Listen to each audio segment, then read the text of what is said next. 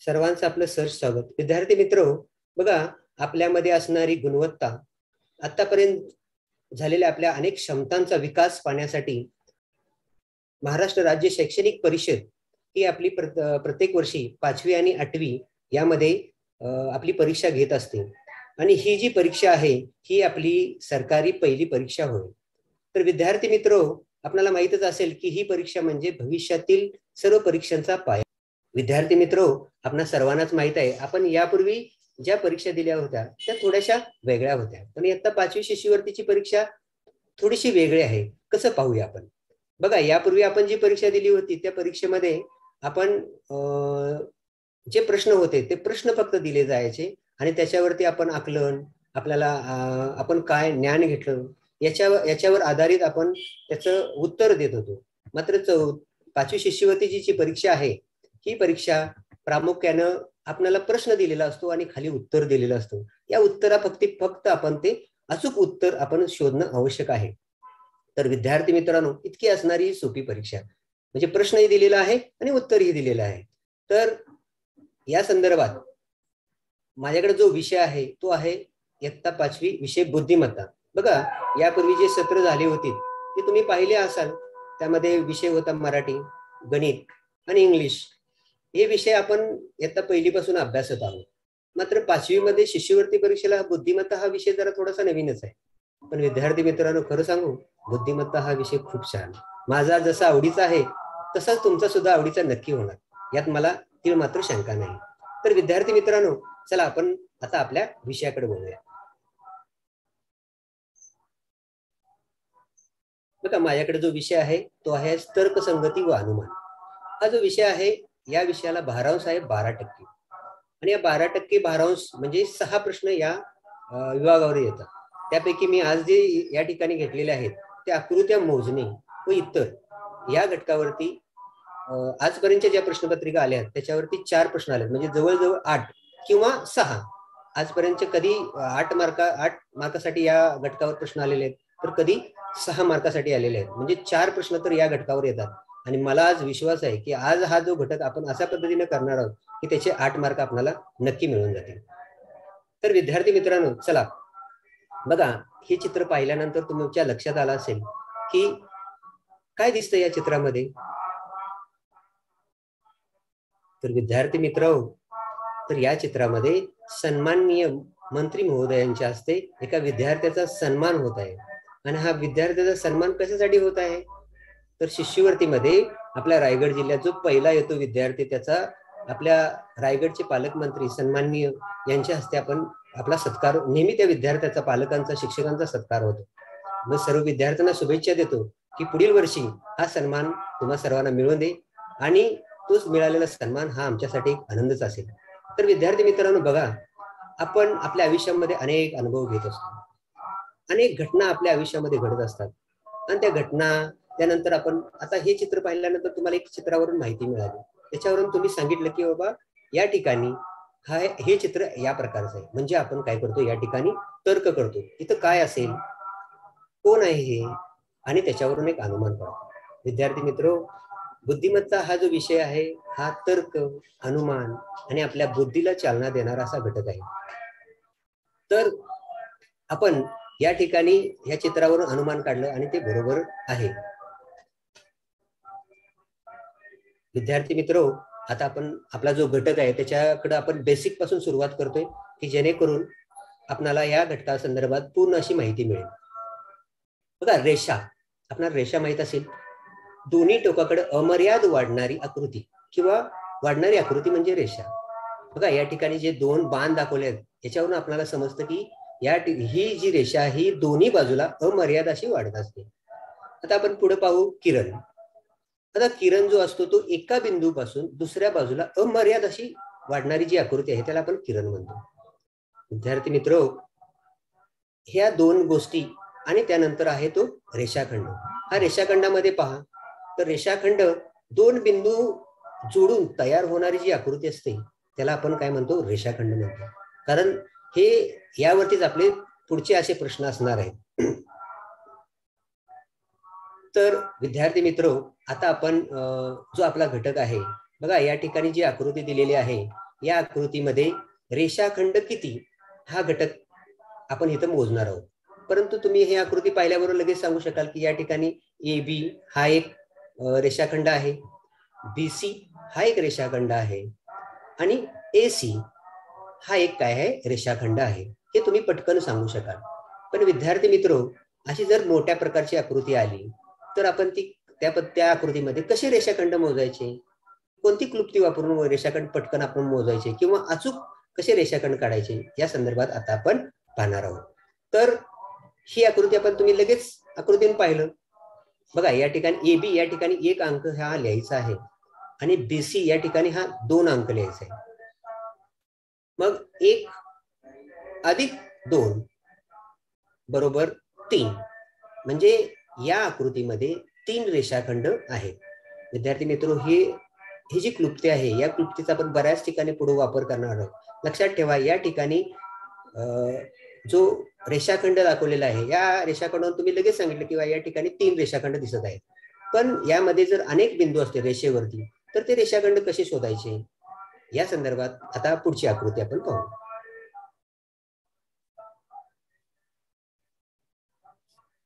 या ठिकाणी बघा, या ठिकाणी रेषेवर जे बिंदू आहेत यावरून आपण आता कसे काढणार, चला पाहूया आता.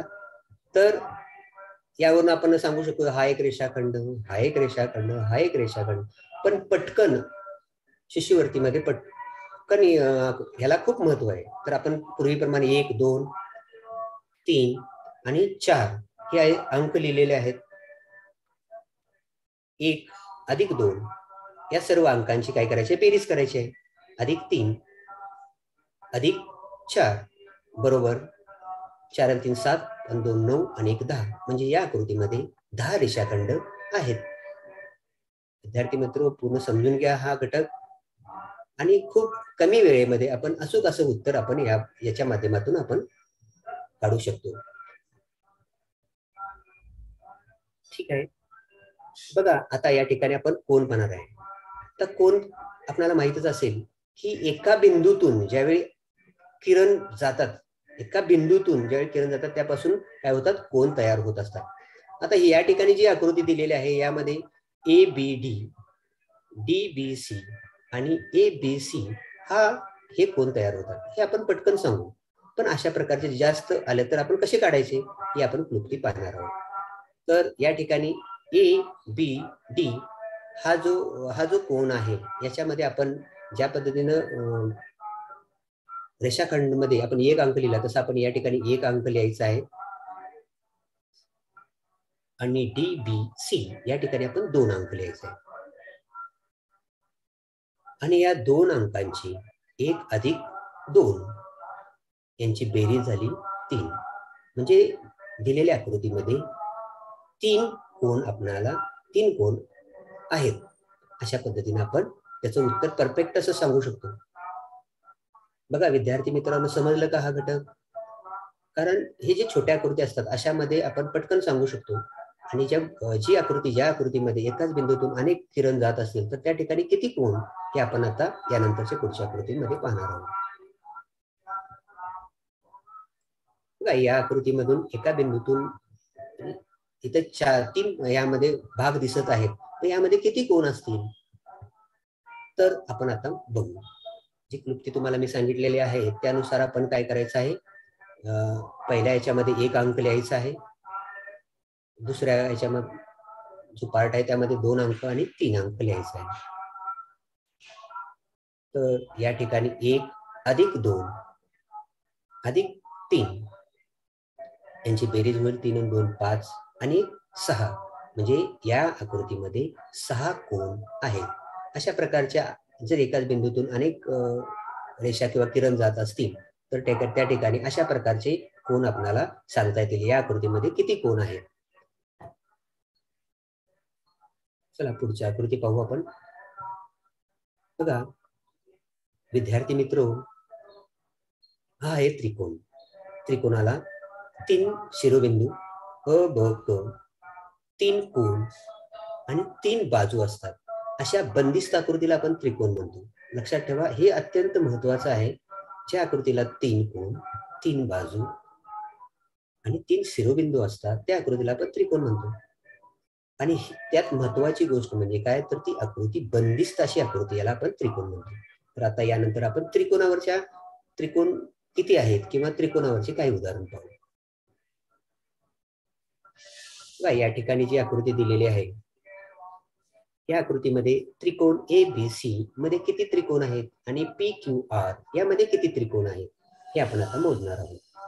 तर त्रिकोण ABC यामध्ये आपल्याला एकच त्रिकोण दिसत आहे, म्हणून आपण या ठिकाणी 1 अंक लिहायचा आहे. पण त्रिकोण PQR मध्ये त्याचे 2 भाग P बिंदूपासून QR या पायावरती लंब असल्यामुळे त्याचे 2 भाग दिसतात. मग त्यामध्ये त्रिकोण किती, तर तुम्ही पाठीमागच्या आकृतीमध्ये लगेच सांगू शकाल की या ठिकाणी 3 त्रिकोण आहेत. तर आपण क्लुप्तीच्या माध्यमातून जाऊ. तर या ठिकाणी 1 अंक लिहायचा आहे पहिल्या विभागामध्ये आणि दुसऱ्या विभागामध्ये 2 हा अंक लिहायचा आहे. मग त्या दोघांची काय करायचे आहे, त्याची बेरीज करायची आहे. 1 अधिक 2 बरोबर 3. म्हणजे त्रिकोण PQR यामध्ये 3 त्रिकोण आहेत. जे आपण अशा प्रकारचे जर आणि एका बिंदूतून अनेक जर रेषा जात असतील तर त्यापासून आपण अशा प्रकारच्या आकृतीमध्ये किती त्रिकोण आहेत हे आपण मोजू शकतो. ABC आणि PQR यामधला फरक लक्षात आला ना. तर अशा प्रकारची आकृती आपण मोठी आकृती पाहू की ज्या प्रकारची आकृती परीक्षेला येतात ते आपण थोडंसं पाहू. बघा या ठिकाणी ABC हा त्रिकोण आहे. तर या त्रिकोणामध्ये किती त्रिकोण आपल्याला काढता येतील, तर आपण पाहू. या ठिकाणी त्रिकोण ABC आहे. या ABC मध्ये आपण विकृती सांगितल्यानुसार या ठिकाणी आपण 1 अंक, जो पहिला पार्ट आहे त्यामध्ये 1 अंक लिहायचा आहे. दुसऱ्या याच्यामध्ये 2, 3 आणि 4 या सर्व अंकांची आपण बेरीज करायची आहे. 1 अधिक 2 अधिक 3 अधिक 4 बरोबर 4 आणि 3 7, 2 9 आणि 1 10. म्हणजे त्रिकोण ABC यामध्ये एकाच बिंदूतून ज्या लंब काढलेल्या आहेत, ज्या रेषा आहेत पायावरती, त्यानुसार एकूण 10 काय करता येतील, या ठिकाणी त्रिकोण तयार होतील. तर बघा विद्यार्थी मित्रांनो, अशा प्रकारची उदाहरणं आपल्या परीक्षेमध्ये आलेली आहेत. तर अशा प्रकारचे अनेक जर रेषा असतील एकाच बिंदूतून, तर अशा प्रकारचे आपल्याला त्रिकोण त्याचे मोजता येतील. आता पुढची आपण एक आकृती पाहतोय. ही आकृती आता मी तुम्हाला यामध्ये किती त्रिकोण आहेत हे मात्र तुम्ही मला सांगायचं आहे. चॅट बॉक्स मध्ये मला जरी उत्तर दिलं तरी सुद्धा काही हरकत नाही. बघा या ठिकाणी तुम्हाला आकृती काढून दाखवत आहे. यामध्ये किती त्रिकोण आहेत हे आपल्याला सांगायचं आहे.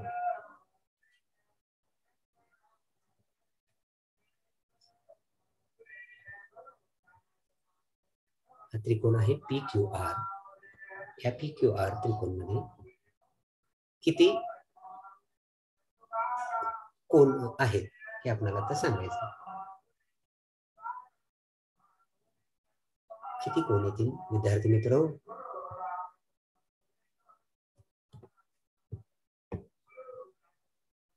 बघा जी पूर्वीच्या ज्या आपल्या क्लुप्ती होती ती क्लुप्ती या ठिकाणी मात्र वापरायची नाही. याच्याऐवजी असे प्रश्न आले तर कोणत्या पद्धतीने आपण उत्तर काढायचं किंवा अचूक उत्तर आपल्याला काढता येईल हे आपण आता पुढे पाहू. इथे मी रंगाच्या माध्यमातून तुम्हाला सांगणार आहे की या ठिकाणी कशा पद्धतीनं आपण अशी जर आकृती आली तर त्याचे त्रिकोण कसे मोजायचे हे मी वेगवेगळे रंग हे करून तुम्हाला दाखवणार आहे. बघा या ठिकाणी या रंगाच्या माध्यमातून हा एक त्रिकोण झालेला आहे, हा दुसरा त्रिकोण झालेला आहे, या ठिकाणी हा तिसरा त्रिकोण झालेला आहे, हा चौथा त्रिकोण झालेला आहे, या ठिकाणी पाचवा त्रिकोण झालेला आहे. जर असं त्रिकोण हे करताना त्यांना जर नाव दिलं आपण ABCD तर ते अतिशय छान होईल. मग आपण नाव देऊ या ठिकाणी ABCD E आणि F. म्हणजे याच्यामध्ये एक अक्षरापासून किती त्रिकोण होतील, तर 6 त्रिकोण तयार होत आहेत. म्हणजे ए, बी हा सी, डी, ई आणि एफ असे काय होतील, 6 त्रिकोण तयार होत आहेत. ठीक आहे. आता 2 अक्षरापासून तयार होणारे आपण 2 अक्षर म्हणजे ए आणि बी यापासून तयार होणारे आपण त्रिकोण पाहू. आता वेगळ्या रंगाच्या माध्यमातून तुम्हाला मी स्पष्टीकरण देत आहे. ए आणि बी पासून एक त्रिकोण होत आहे. तसंच एफ ई यापासून एक त्रिकोण तयार होत आहे आणि सी डी यापासून एक त्रिकोण तयार होत आहे. जे 2 अक्षरापासून घेऊन आपण त्रिकोण तयार करू. आणि ए एफ म्हणजे या ठिकाणी 4 त्रिकोण या ठिकाणी झालेले आहेत. आता आपण पाहू की 3 अक्षरापासून कोणते त्रिकोण तयार होतात. बघा, ए बी सी यापासून या 3 अक्षरापासून एक त्रिकोण तयार झाला आणि एफ ई डी यापासून एक त्रिकोण तयार झाला आणि हा सर्वात मोठा हा एक पी क्यू आर हा एक त्रिकोण. विद्यार्थी मित्र, अशा पद्धतीने जर अक्षराच्या माध्यमातून आपण अशा पद्धतीने अक्षर लिहिली ए बी सी डी याचे 6, त्यानंतर ए 2 अक्षरापासून कोणते त्रिकोण तयार होतात अशा पद्धतीने 4, त्यानंतर 3 अक्षरापासून जे त्रिकोण होतात ते अशा पद्धतीने लिहिले आणि शेवटी एक म्हणजे पूर्ण असणारा एक अशा पद्धतीने जर आपण उत्तर काढलं तर आपलं उत्तर अचूक येतं. थोडस आपली निरीक्षण क्षमता पेक्षा जर आपण या पद्धतीने गेलो तर आपलं उत्तर अचूक हे येत असतं. त्यामुळे विद्यार्थी मित्र, असे जर प्रश्न आले तर आपण काळजीपूर्वक अशा पद्धतीने आपण त्याचं उत्तर काढू शकतो. ठीक आहे. आता बघा, या ठिकाणी थोडासा मी वेगळा म्हणजे जो परीक्षेला आलेला प्रश्न आहे तो या ठिकाणी दिलेला आहे. तर विद्यार्थी मित्र सांगा पाहू, यामध्ये किती त्रिकोण काढता येतील?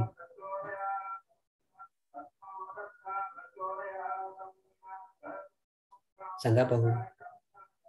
मला चॅट बॉक्स मध्ये जरी तुम्ही उत्तर दिलं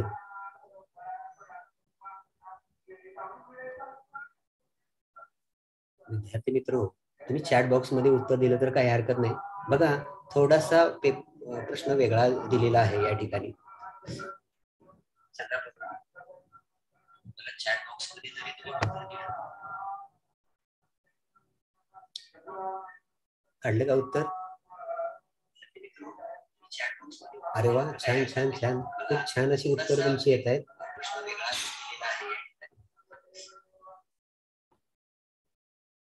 छान छान, अरे वा, अरे उत्तर बरोबर आलेत.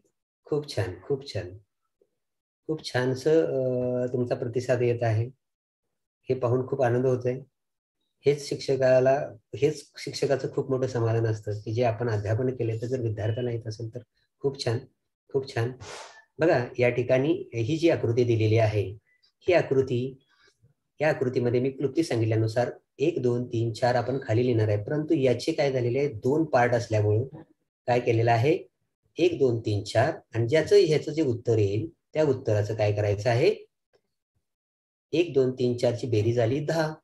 10 बेरीज झाल्यानंतर हा तिथे या ठिकाणी खाली 10 त्रिकोण होतील आणि वरच्या ह्या पार्टमुळे हे वरचे 10 त्रिकोण होतील, म्हणजे एकूण 20 त्रिकोण. बघा, बऱ्याच मुलांनी छानसं उत्तर दिलेलं आहे. अभिनंदन, खूप छानसं उत्तर तुम्ही दिलेलं आहात. चला आपण पुढच्या घटकाकडे जाऊया.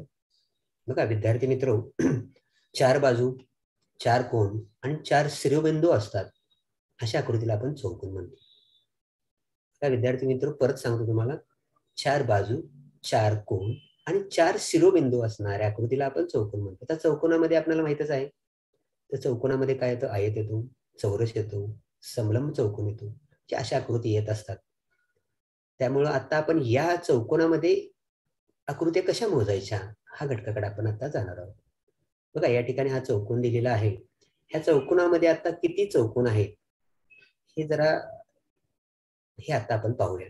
त्याच पद्धतीची ट्रिक्स आहे, जी क्लुप्ती आपण कोणाला वापरली होती, रेषाखंड लावलं, त्याच पद्धतीने आपण या ठिकाणी सुद्धा अंक लिहायचे आहेत. फक्त ते अंक लिहिल्यानंतर पहा, जरा काळजीपूर्वक पहा.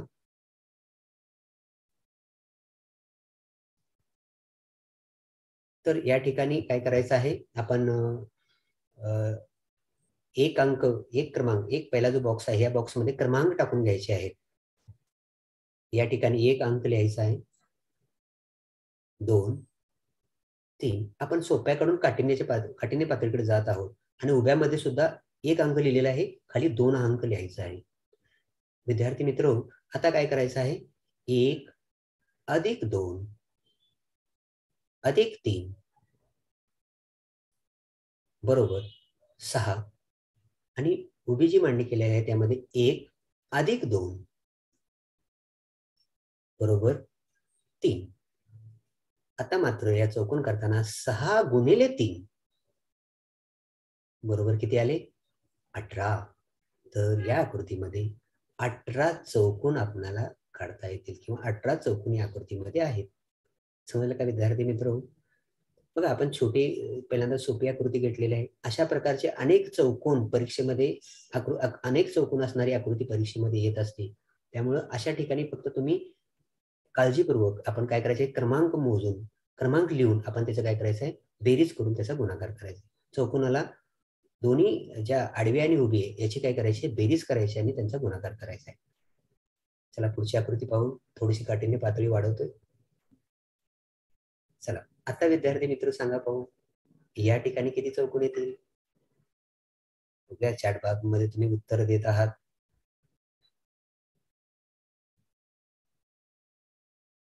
अरे वा, छान छान.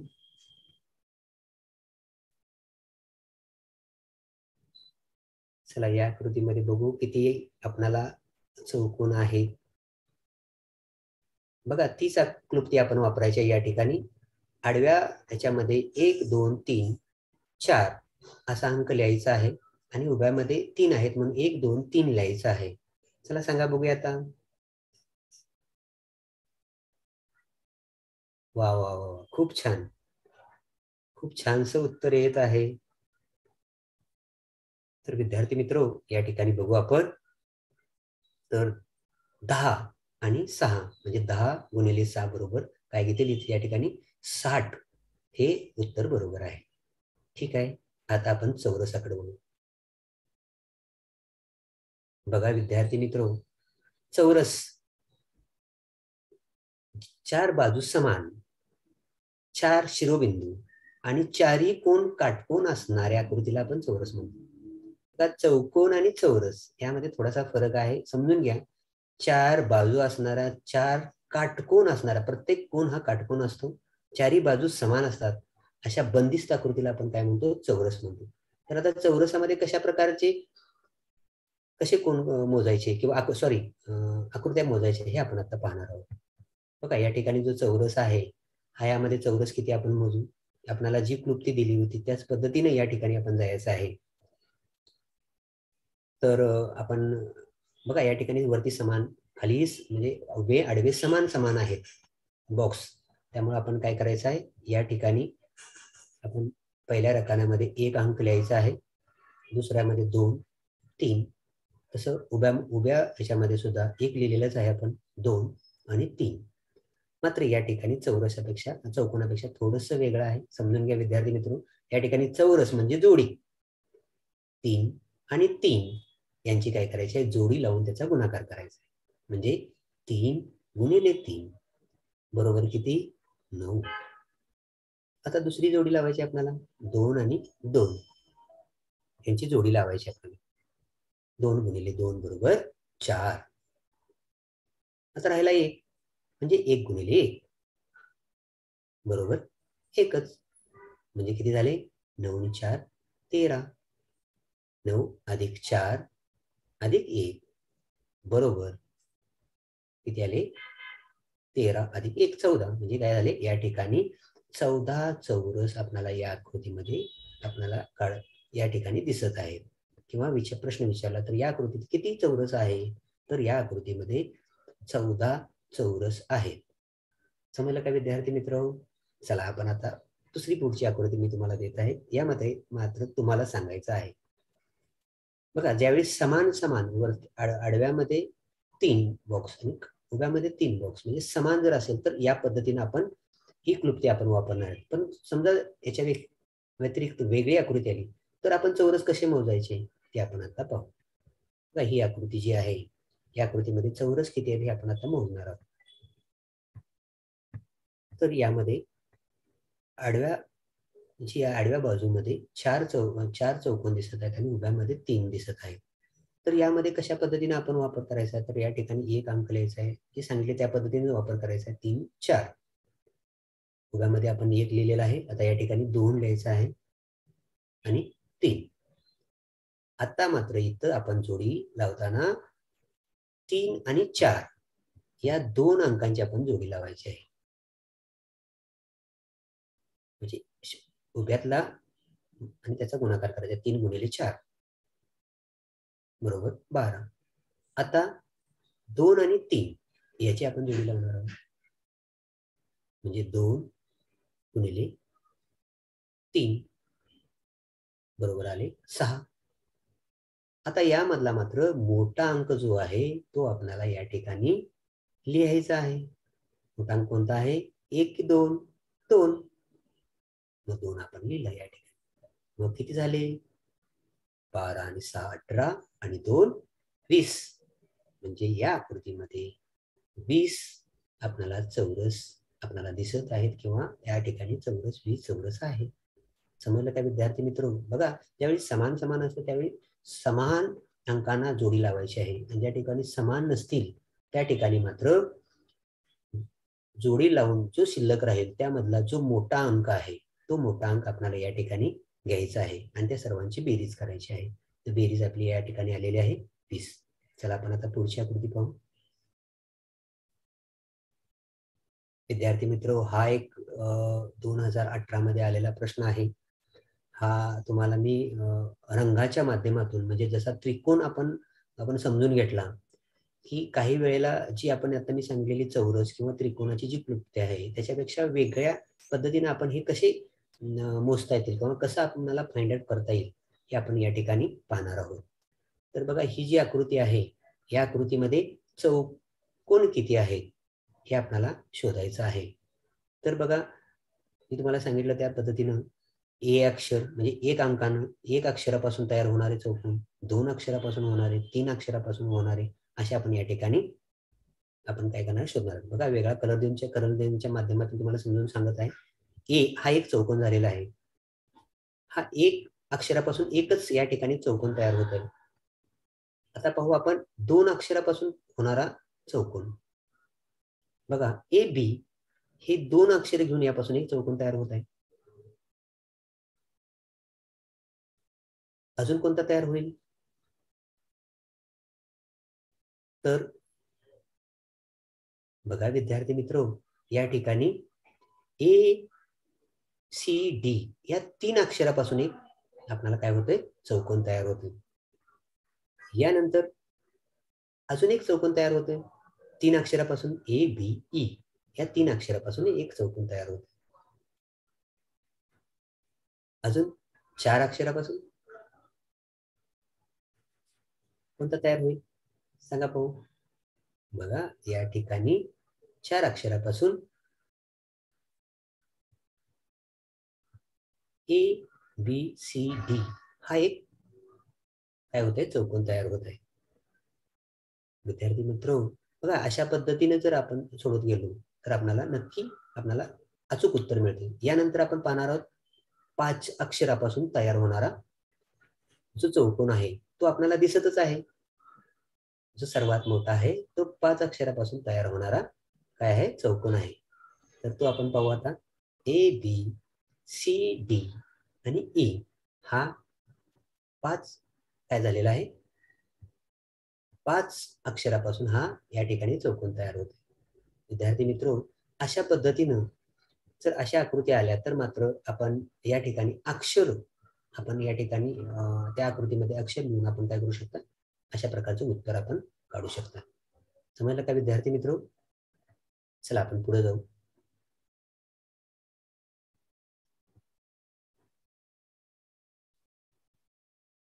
या आकृतीमध्ये घन किती आहेत हे आपण आता पाहणार आहोत.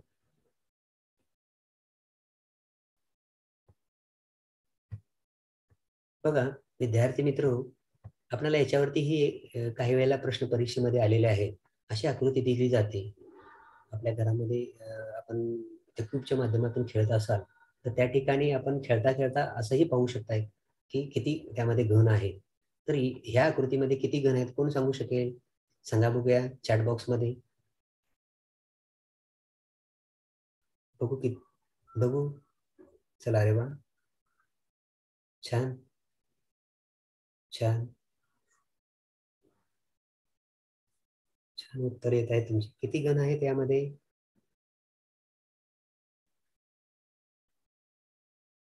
चला विद्यार्थी मित्र, बघा काही जणांचं थोडस उत्तर एक गण दिसत नसल्यामुळे थोडस चुकायला लागलेलं आहे. चला काही जण, अरे वा वा वा, काहीच खूप छान छान असं उत्तर आले. चला आपण रंगाच्या माध्यमातून पाहू यामध्ये किती गण आहेत. चला विद्यार्थी मित्र, बघा मी प्रत्येकाला वेगवेगळा कलर करून तुमच्या समोर दाखवत आहे. हा झाला एक, हा दुसरा, तिसरा,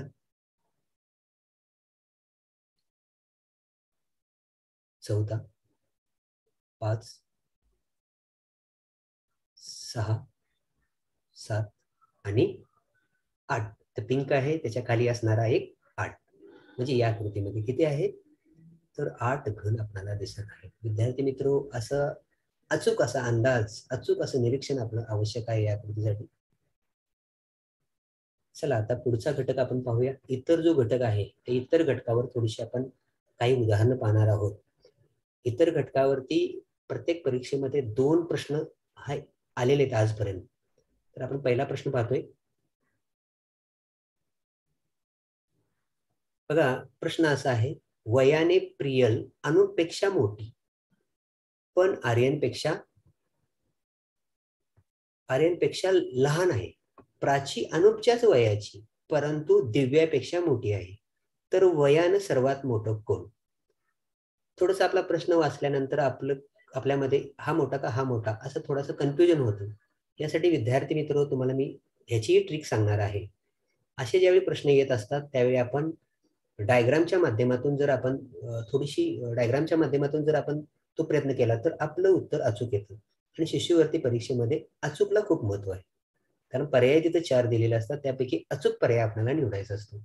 आणि दुसरा जो पर्याय दिलेला असतो तो तुम्हाला फसवण्यासाठी दिलेला असतो. त्यामध्ये तुमची बुद्धीची कसोटी लागते, म्हणून हा विषय बुद्धिमत्ता. विद्यार्थी मित्र, चला बघूया आपण. तर या ठिकाणी बघा मी काय केलेलं आहे, असा डायग्रामच्या माध्यमातून आपण अशा पद्धतीने आपण विद्यार्थ्यांची सर्व जेवढे विद्यार्थी आहेत तेवढ्या विद्यार्थ्यांची आपण नावं लिहायची आहेत. आणि नावं लिहिल्यानंतर आपण काय करायचं आहे, तर वयाने प्रियल अनुपपेक्षा मोठी आहे. म्हणजे या ठिकाणी अनुपला बघा मी ग्रीन कलर दाखवलेला आहे. अनुप काय आहे? अनुपपेक्षा प्रियल मोठी आहे. म्हणजे प्रियलची काय करायची आहे, जी रेषा आहे ती अशी मोठी थोडीशी उंच काढायची आहे अनुपपेक्षा.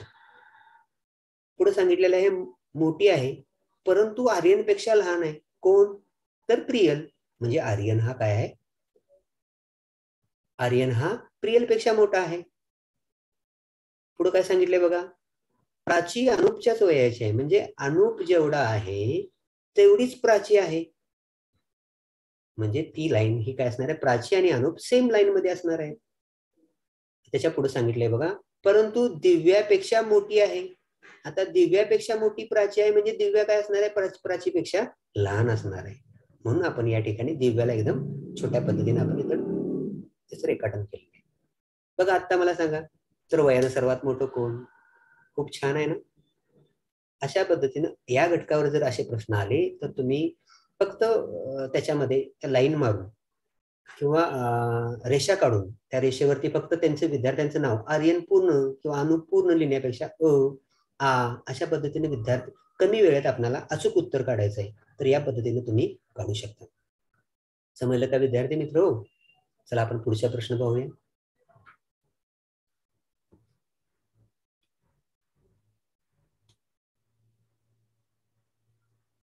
बघा मस्त प्रश्न आहे. हत्तीला वाघ म्हटलं, वाघाला ससा म्हटले, सशाला सिंह म्हटले, सिंहाला अस्वल म्हटले, तर आपला राष्ट्रीय प्राणी कोणाला म्हणावं? 2018 मध्ये आलेला हा प्रश्न आहे. बघा हा खूप असा वेगळ्या प्रकारचा प्रश्न आहे ना. हत्तीला वाघ म्हटलं, वाघाला ससा म्हटलं, सशाला सिंह म्हटलं, सिंहाला अस्वल म्हटलं, तर आपला राष्ट्रीय प्राणी कोणाला म्हणावं? म्हणजे याचा अर्थ आपल्याला पहिली महत्वाची गोष्ट, आपल्याला राष्ट्रीय प्राणी आपला कोण हे माहित असणं गरजेचं आहे. तर आपला राष्ट्रीय प्राणी कोण? कोण? वाघ. वाघोबा. वाघोबा आपला काय आहे? राष्ट्रीय प्राणी आहे. मग या ठिकाणी वाघाला काय म्हणलेलं आहे रे? तर वाघाला काय म्हणलेलं आहे? ससा म्हणलेला आहे. म्हणजे याचं उत्तर काय येणार आहे?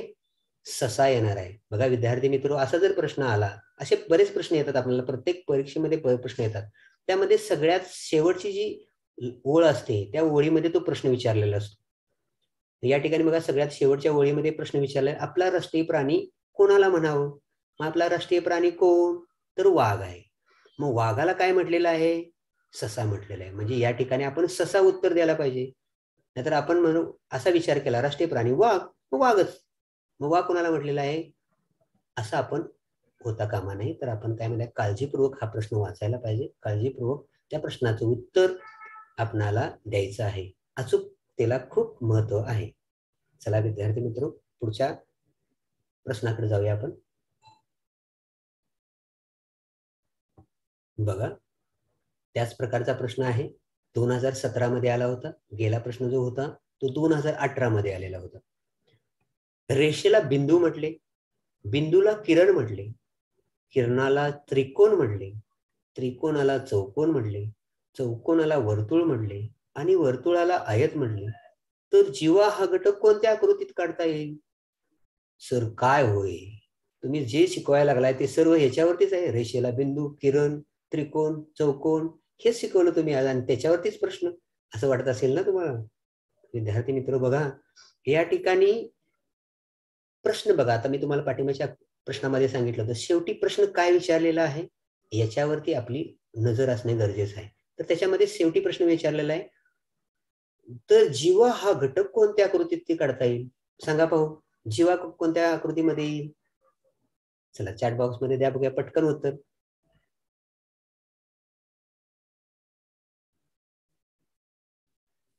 वा, छान, खूप सुंदर.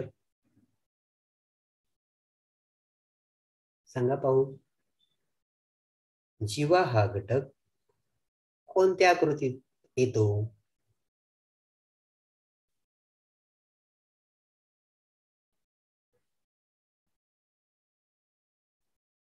तुम्ही डायरेक्ट उत्तरच सांगितलं. अरे वा वा वा, छान छान छान, खूप छान.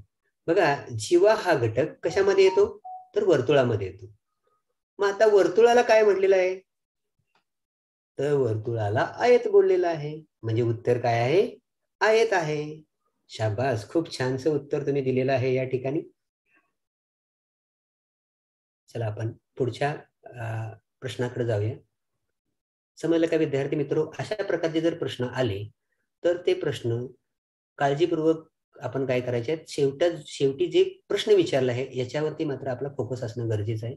आणि त्या फोकस प्रश्न थोडेसे वेगळे विचारले जातात. बघा आता या ठिकाणी वर्तुळाला किंवा जे गोल आकृती असं याला विचारलं नाही, तर वर्तुळामध्ये असणारी जो घटक आहे जीवा, कधी त्रिज्याही विचारलं जाईल, कधी व्यासही विचारलं जाईल. म्हणजे अशा प्रकारचे जर प्रश्न आले तर अशा पद्धतीने आपण त्याचं उत्तर आपल्याला काढता येईल. किंवा अशा प्रकारे त्या घटकामध्ये असणारे सर्व म्हणजे जीवा असेल, त्रिज्या असेल, व्यास असेल, या गोष्टी आपल्याला माहीत असणं गरजेचं आहे. जसं आपण रेषाखंड पाहिला होता, किरण पाहिलं होतं, अमर्याद वाढणारी रेषा कोणती, असंही विचारू शकतात प्रश्न. त्यामुळं महत्वाची गोष्ट आपण जो प्रश्न आहे त्या प्रश्नावरती आपण फोकस करून आपण अचूक उत्तर आपण देऊ शकतो.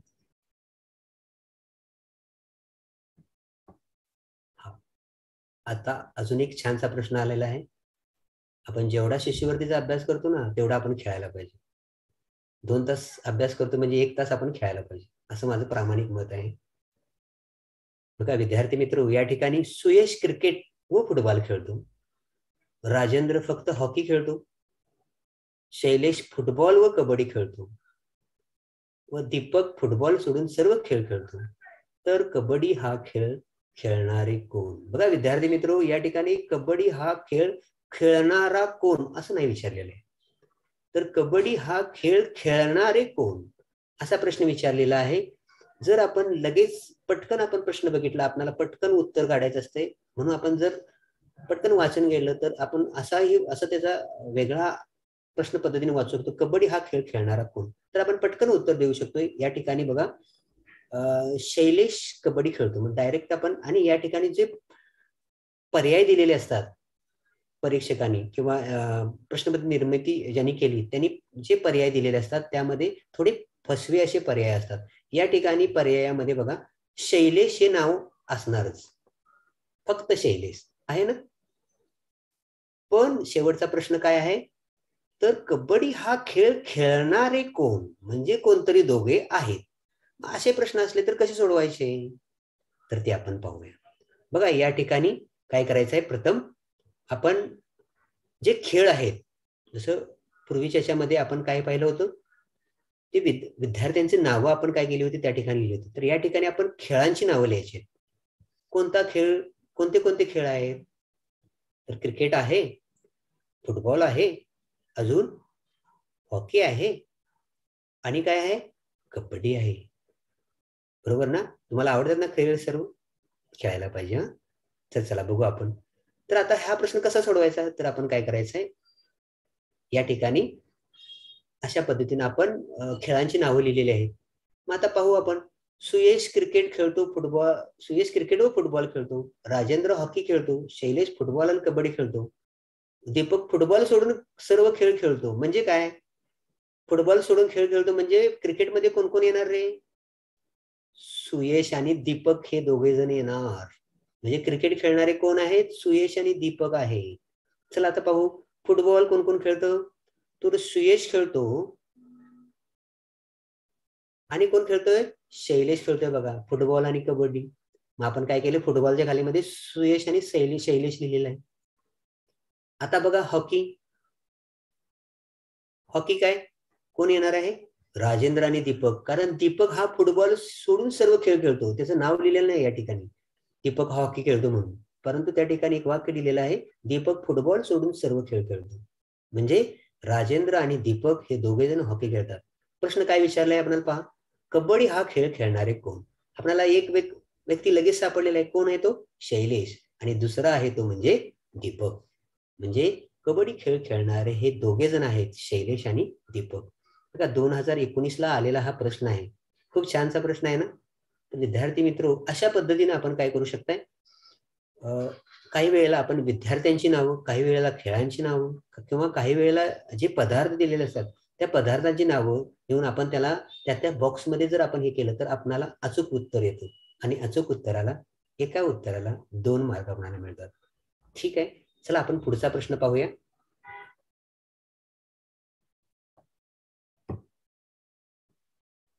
बघा प्रश्न आहे, भजीपेक्षा वडा जास्त तिखट आहे, मिसळपेक्षा भजी कमी तिखट आहे, वड्यापेक्षा चटणी जास्त तिखट आहे, चटणीपेक्षा मिसळ कमी तिखट आहे, तर वडा आणि मिसळ यांच्यात जास्त तिखट काय. काय सर हे, भजी वडा सगळे, आम्हाला आता अशी इच्छा झालेली आहे, हो ना. तर बघा विद्यार्थी मित्र, बघा या ठिकाणी काय केलेलं आहे, असा जर प्रश्न आला तर आपण कशा पद्धतीने, आपण वेगवेगळ्या प्रकारचे प्रश्न पाहतो. या ठिकाणी भजीपेक्षा वडा जास्त तिखट आहे, म्हणजे आपण कोण तिखट जास्त आहे त्याच्याकडे काय करायचंय, मगरीचं तोंड करायचंय, म्हणजे जास्त. मिसळपेक्षा भजी कमी तिखट आहे, त्यावेळी काय करायचंय, बघा आपण पहिला घेऊया, वड्यापेक्षा चटणी जास्त तिखट आहे, चटणीपेक्षा मिसळ कमी तिखट आहे, तर मग वडा आणि मिसळ यांच्यात जास्त तिखट काय, तर मिसळ का, मिसळ जास्त तिखट असते ना, कधी कधी वडा पण तिखट असतो. चला पाहूया आता आपण कसं सोडूया हे. तर बघा पहिलाच हे घेऊया आपण, त्याचे पर्याय बघा काय आहेत, कारण पर्यायाकडून बऱ्याच प्रश्नांची उत्तर आपल्याला मिळत असतात. बघा आपण प्रश्न वाचत बसलो आणि पर्याय मात्र दिल्यानंतर लक्षात आलं की अरे, पर्यायात मिसळ वडा दोन्ही समान तिखट आणि अपुरी माहिती असं दिलेलं आहे, म्हणजे काहीतरी थोडस वेगळं आहे. चला आपण पाहूया. भजीपेक्षा वडा जास्त तिखट आहे, म्हणजे भजी कमी तिखट आहे, कुणापेक्षा, वड्यापेक्षा भजी कमी तिखट आहेत. पुढे बघा काय दिलेलं आहे, मिसळपेक्षा भजी कमी तिखट आहेत, म्हणजे काय आहे, भजी कमी तिखट आहेत कुणापेक्षा, मिसळपेक्षा. पुढे सांगितलेलं आहे वड्यापेक्षा जास्त चटणी वड्यापेक्षा चटणी जास्त तिखट आहे. म्हणजे चटणी काय आहे, चटणीकडे आपण काय करणार आहे, मोठं मगरीचं तोंड करणार आहे आणि वडा हा कमी तिखट आहे. पुढं काय सांगितलंय बघा, चटणीपेक्षा मिसळ कमी तिखट आहे. चटणीपेक्षा मिसळ कमी तिखट आहे. अरे बापरे, तर वडा आणि मिसळ यांच्यात जास्त तिखट काय? काय सांगा पाहू.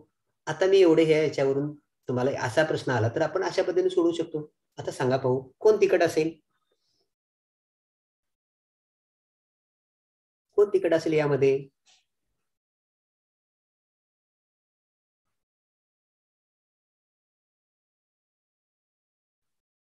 वा, माझ्या शाळेतले विद्यार्थी जॉईन झालेले आहेत आणि त्यांनी लगेच माहिती टाकून दिली. म्हणजे वा वा वा, छान छान छान, मस्त. तर काय सांगा? वा वा, गुड, व्हेरी गुड. हे खूप छानस तुम्हाला समजतं, याचं मला अभिमान वाटतोय. आणि दुसरी महत्वाची गोष्ट म्हणजे, तर आपण जो घटक घेतला तो तुम्हाला चांगल्या प्रकारे समजला असेल मी समजतो. आणि या घटकावरती आपल्याला 100% येणाऱ्या परीक्षेत आपल्याला मार्क मिळतील. 4×2=8 मार्क. मी 8 मार्काची अपेक्षा करतोय तुमच्याकडून. विद्यार्थी मित्रांनो, तुम्हाला पुढच्या सत्रासाठी मी खूप खूप शुभेच्छा देतो. आणि बघा, या ठिकाणी मी वडाही आणला होता. म्हणजे आज आता आपण शेवट करतोय या प्रश्नावरती, तर भजी आणि वडांचं सरांनी सांगितलं म्हटल्यानंतर काय माहिती आहे का, वडाच मी काय केला होता याच्यामध्ये आणलेला होता. तर खूप भूकही लागली असेल. आज जवळजवळ 8 वाजत आलेले आहेत. तर सर्वांना मी शुभेच्छा देतो. आपण परत नवीन सत्रामध्ये आपण भेटणारच आहोत दुसरा विषय घेऊन. तर तुम्ही हा लेक्चर एन्जॉय केला असालच. आणि याबद्दल काही शंका असतील कधीही मला तुम्ही विचारू शकता. धन्यवाद.